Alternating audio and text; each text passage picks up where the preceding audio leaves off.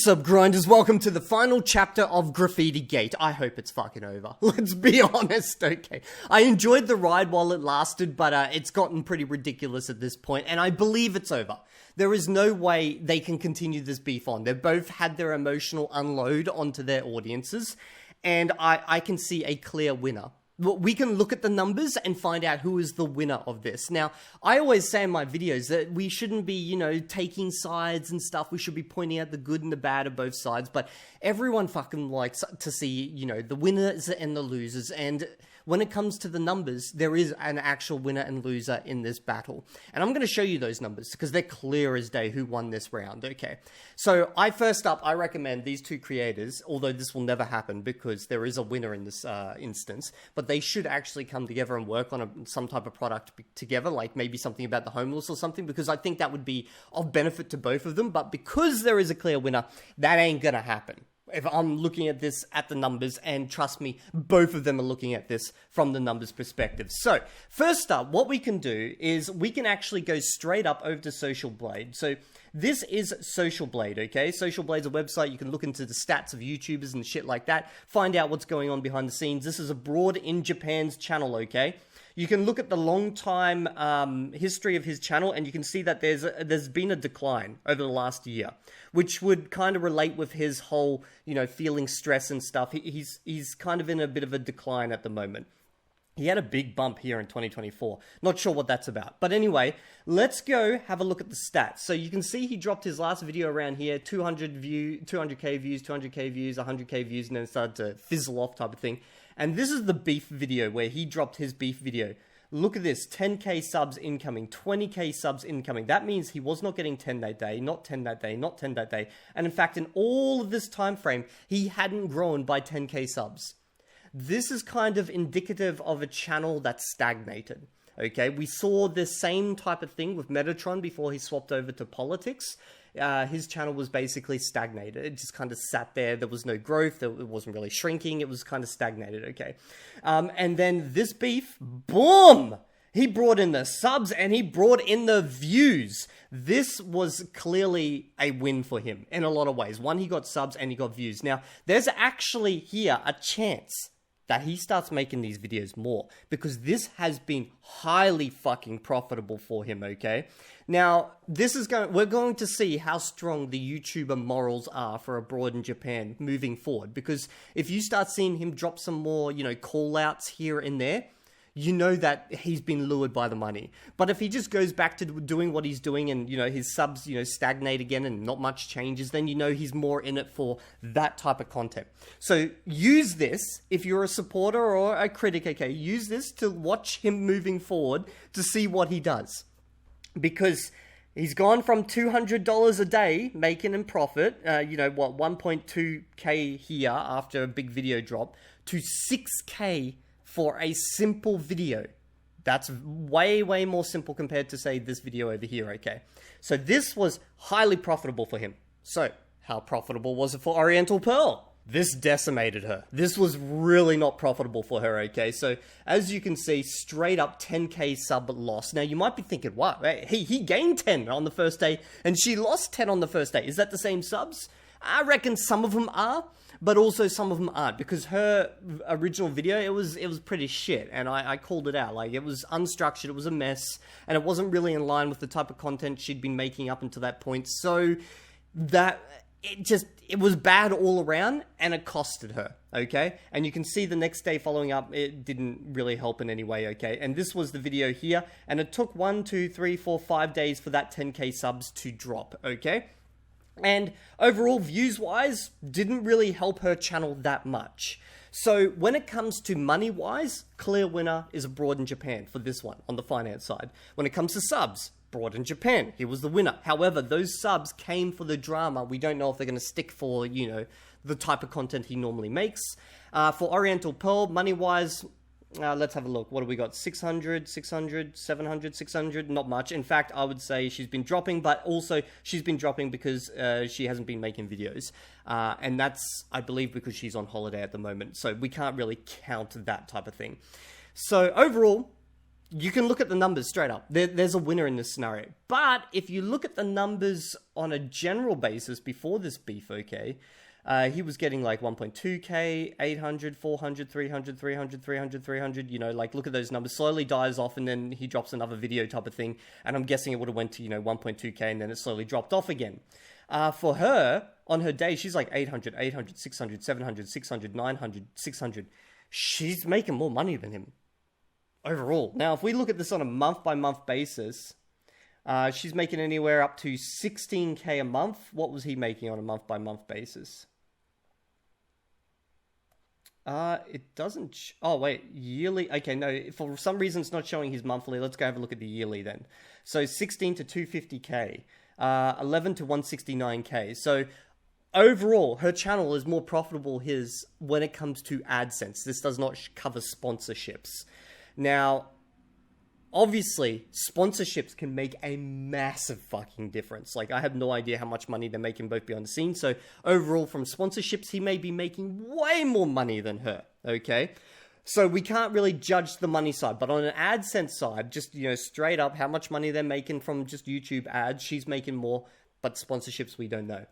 On a sub basis, this kind of revived his channel a little bit, okay? Views-wise, it gave him a nice healthy injection there. However, again, these are drama subs. We don't know if this shit's going to stick around or if it's going to go back to where it was. Now, that's looking at their raw stats. Let's look at how people's perception of my videos were received, okay? So, I made a number of videos on this topic. Now, we've got the first one here, is Japan going to shit? This was my initial reaction to her video. As you can see, it was a pretty positive one because in basically my summary of my reaction was... yeah, okay, so there's graffiti. Doesn't look that bad compared to, Sydney, Australia. Whoopie-doo type of thing. And I just provide some input and fucking look at that. There was like nothing that came from that video, okay? 3 subs. And I was fucking ad limited for some reason. I don't know why. Okay, so then we've got our next video around here, which was... her dropping her basically emotional unload onto the interwebs. And it was received pretty good overall, okay? So... and basically, my summary in this video was, this was a shit video, Oriental. This was unstructured, it was an emotional mess, it didn't really help your cause, and as you can see, this brought in a fair few subs. I got 13 subs off that, so it wasn't too bad, okay. Then we had this video, Abroad in Japan is Crashing Out, where we literally saw him in the comment section of Sora the Troll, trying to inject himself into that video, basically, that stream. Now... here, I was a bit more critical of him, but not too much. I was just saying, like, you look like you're crashing out a little bit here, my man. It's not a good look. And as you can see, reception wasn't as good as the previous ones. Now, this one was his video where he dropped and basically said, he's all of his issues with her type of content, blah, blah, blah. Look at the reaction on that, man. I got fucking ratioed, okay? I got ratioed with that one. And if we go look at the actual things, I lost subs over this shit. Now, this doesn't bother me, okay? The subs and the ratioing, that doesn't bother me because I get this happens all the time. Some videos I get massive props, massive amounts of subs, hundreds, 200s, fucking 500 subs coming in on some videos, and then other videos is like 3 subs, 2 subs, and then there's videos where I just lose subs, and this is one of them. So I'm not worried about that, but it is a good indicator of public perception about how the beef itself is going, and also the strength of the individual audiences. So here you can see that most of these dislikes did not result in unsubs. There was a few unsubs, but there was a massive amount of dislikes. So I'm assuming a lot of these people are actually fans of his who are following this beef, watching content creators talking about this beef, saw this, were unhappy with my calls in this video, and then basically, fucking disliked, and the very few that had been around for a while, they unsubbed. But then again, a lot of these may be, but they also know that I'm approaching this from a place of, honesty and as much neutrality as I can, and they just didn't like my take, but at the same time, it's not enough for them to say, fuck this Evildea guy. But basically, what I'm showing you with this video is that this was actually really controversial in a lot of ways. Like, this video, I got ratioed harder than in my fucking, where is it? Okay, there's a video down here. Look at this one, this Trump video. This is where I was saying, look, Trump is not attacking atheists. I was calling out an atheist content creator. I'm an atheist myself. And I got ratioed in that one, okay. But here's the thing. This went worse than a fucking video about Trump. Now, why do I want to point this out? Because what a lot of people don't realize is that influencers, they have more, in a lot of cases, they are more important than politicians, okay? People, they become parasocial to influencers to the point where they link their entire belief systems almost around influencers. So once you go against an influencer that someone loves, okay, they can take that harder than if you go against a politician. You know? So it's kind of crazy that I got, like, just seeing that in action right now. Now, maybe it's also because I'm just out of touch and, like, my input on this video was just bad, okay? That's also a possibility. But I don't think so. I think this is more reflective of he's a big creator, and I did call him out a lot in that video because I felt, still to this day, I feel, well, to this morning, like a couple of hours later, what is it, fucking 12 hours later, whatever, I still feel my assessment was pretty good. There was a few points in the comments section that some people spoke about that I'm like, okay, yeah, maybe I should have mentioned that in the video. And okay, yeah, maybe I misunderstood Chris a little bit there, but I'd say like 95% my opinions have not changed on this matter. But it is interesting just seeing this in action. But yeah, I figured I'd share this with you guys because there is no way this beef can continue. If Oriental continues this, she's going to fucking bleed. It's going to cook her badly, unless like something completely out of the blue comes out, you know, personal emails or something between the two. There's no way that this can improve for her, so she's definitely going to end this beef, okay?